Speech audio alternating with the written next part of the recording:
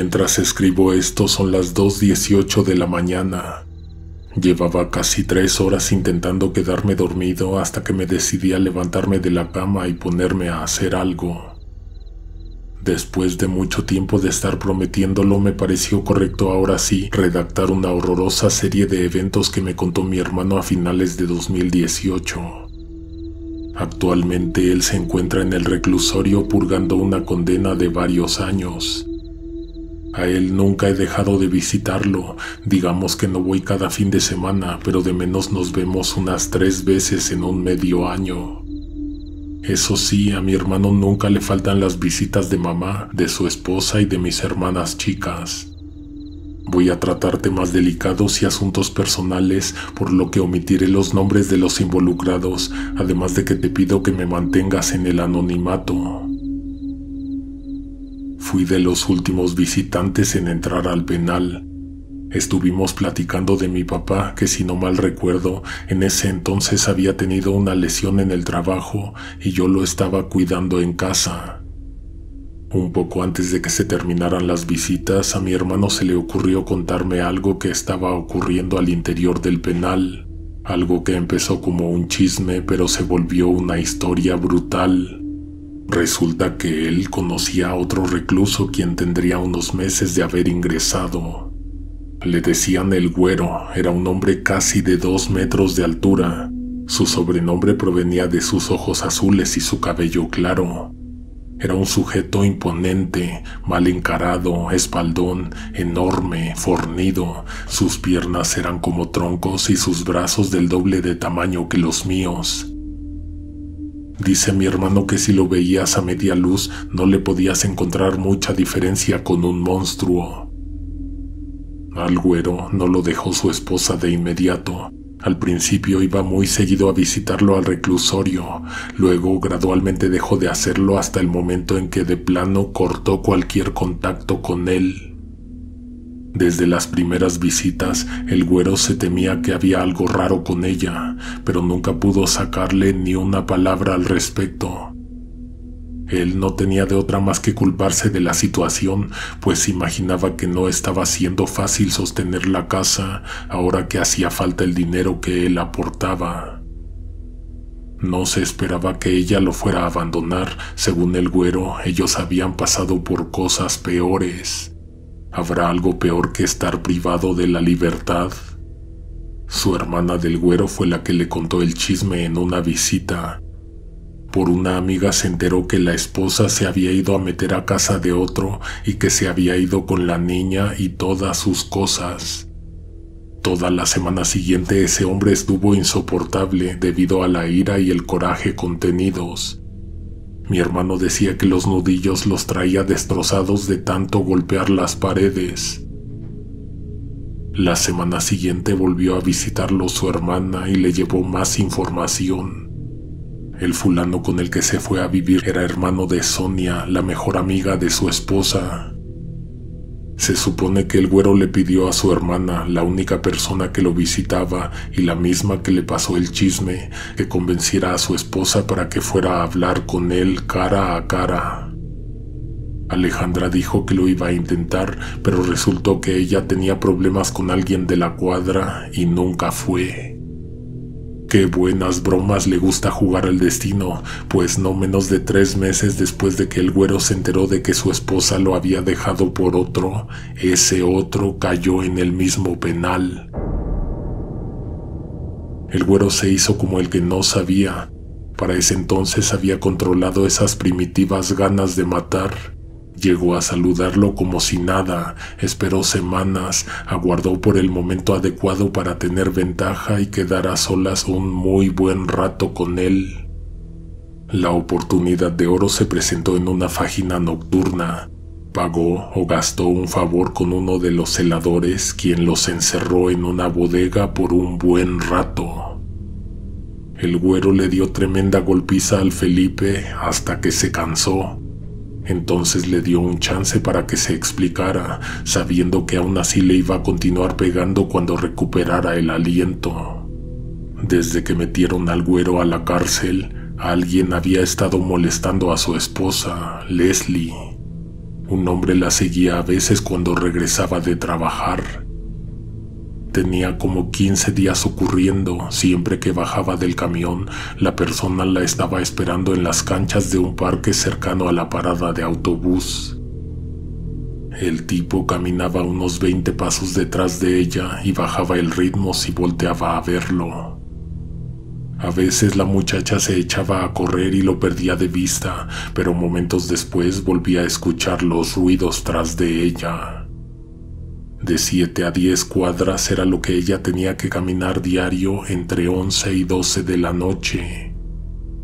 Leslie dijo que en una ocasión intentó encararlo, verle el rostro, pedir auxilio a los vecinos, preguntarle qué quería, pero cuando fue a buscar donde ella pensaba que se había escondido, el sujeto se había perdido completamente de vista.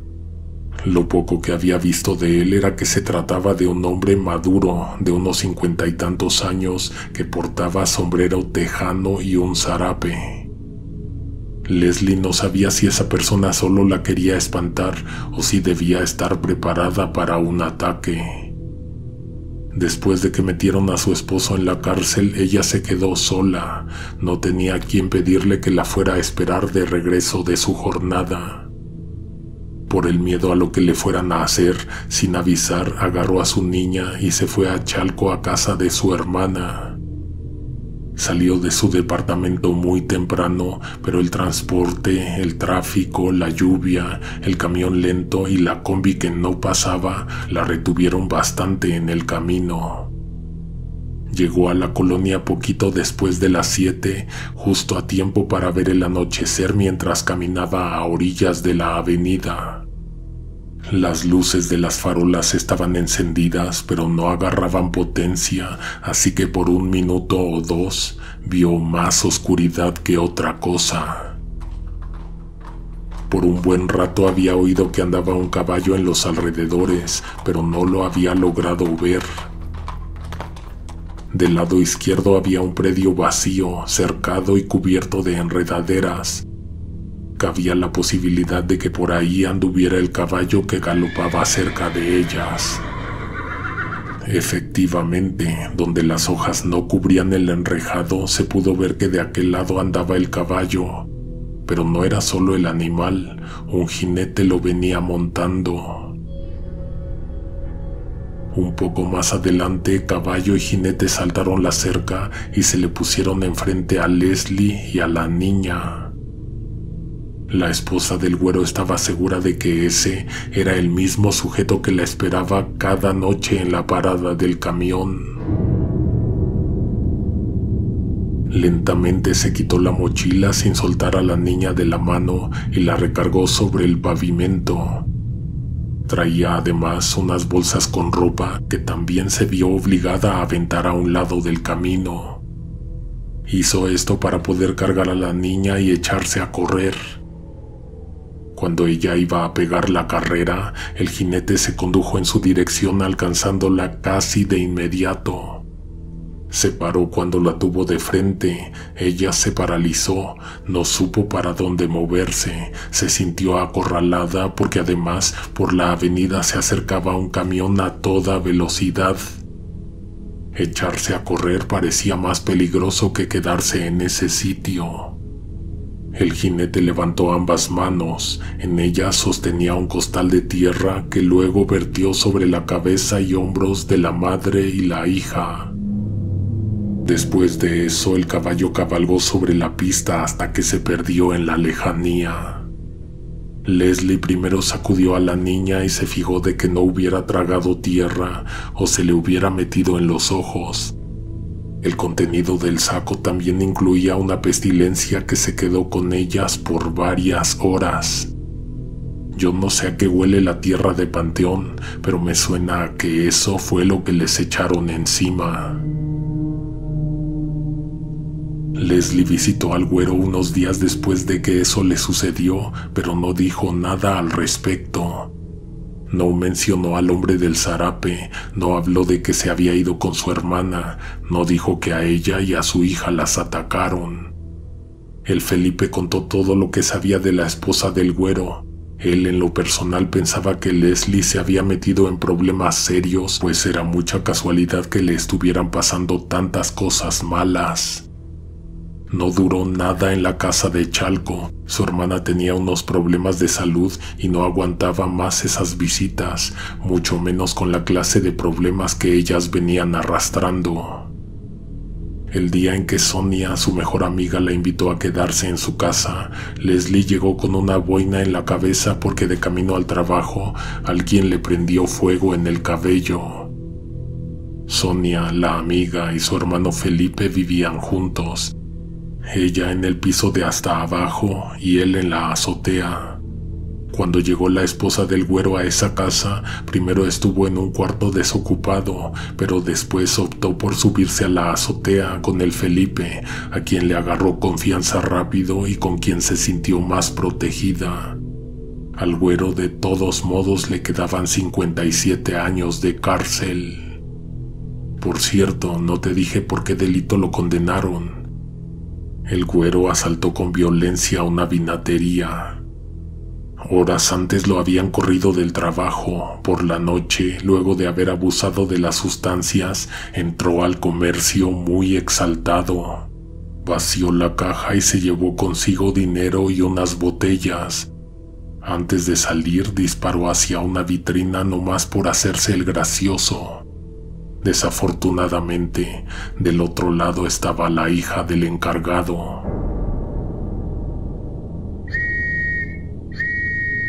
Apenas terminó mi hermano de contar esto, y entonces uno de los guardias pitó con el silbato. Se había terminado el horario de visita. Me despedí rápidamente de él y prometí que regresaría pronto. Durante semanas estuve pensando en el güero, incluso a veces me lamentaba saber que afuera una mujer y una niña estaban sufriendo por los pecados del padre.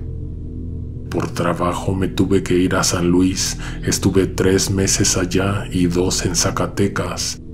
6 meses después volví a visitar a mi hermano en el reclusorio. Esta vez fui acompañando a mi cuñada. Cuando llegamos a las visitas me quedé perplejo mirando hacia la esquina del salón. Ahí estaba el güero, imposible no reconocerlo. Era imponente, tenía la mirada de un desquiciado, inspiraba miedo y de hecho era el único recluso que estaba encadenado.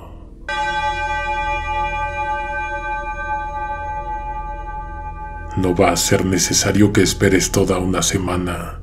Mañana jueves subimos segunda parte y el viernes concluimos esto. Así nos contaron esta historia y así nos pidieron que la compartiéramos. Alguien te observa en la oscuridad.